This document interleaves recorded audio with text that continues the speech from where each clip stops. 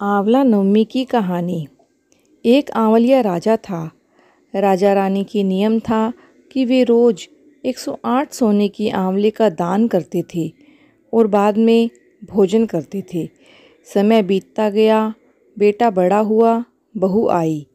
एक दिन बेटे बहू ने राजा से कहा कि अगर आप लोग इस तरह आंवले का दान करते रहोगे तो सारा धन खत्म हो जाएगा, इसलिए आपको आंवले का दान बंद कर देना चाहिए।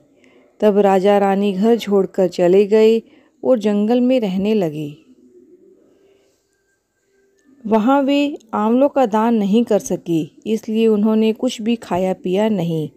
तब भगवान ने सोचा कि अगर इनका सत नहीं रखेंगे तो दुनिया में हमें कोई नहीं मानेगा। भगवान ने राजा रानी के सपने में आकर कहा कि तुम लोग उठो और देखो, तुम्हारे पहले जैसे ही रसोई हो गई है और आंवले का वृक्ष लगा हुआ है। तुम लोग आंवले का दान करो और जीम लो। तब राजा रानी ने उठकर देखा कि पहले जैसा राजपाट हो गया है और सोने के आंवले का वृक्ष लगा हुआ है। राजा रानी ने आंवले का दान किया और भोजन किया।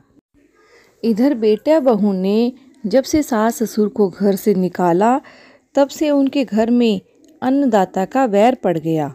गरीबी आ गई। आसपास के लोगों ने कहा कि जंगल में एक आंवलिया राजा है, सो तुम वहाँ चले जाओ तो तुम्हारा दुख दूर हो जाएगा। बेटे बहू ने घर को छोड़कर फिरते फिरते उसी आंवलिया राजा की आंवला नगरी में प्रवेश किया। राजा रानी ने उनको पहचान लिया और अपने मुनीम से बोले कि इन्हें काम पर रख लो, इनसे काम कम करवाना और मजूरी ज़्यादा देना। एक दिन रानी ने अपने बहू को बुलाकर कहा कि मैं नहा रही हूँ, तुम मेरी पीठ मसल दो। बहू पीठ मसलने लगी तो बहू की आंखों से आंसू निकलकर रानी की पीठ पर पड़ा। तब रानी बोली, मेरे पीठ पर आंसू क्यों गिरे हैं? बहू बोली कि मेरी भी सासू माँ की पीठ पर ऐसा ही मसा था, हमने उन्हें घर से निकाल दिया था।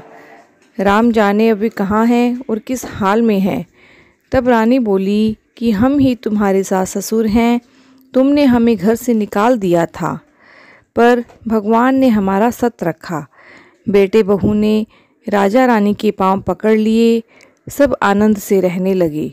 हे भगवान, जैसा राजा रानी का सत रखा वैसा सबका रखें। कहते सुनते हुंकारा भरते हुए सारे परिवार का सत रखें। हरे कृष्णा।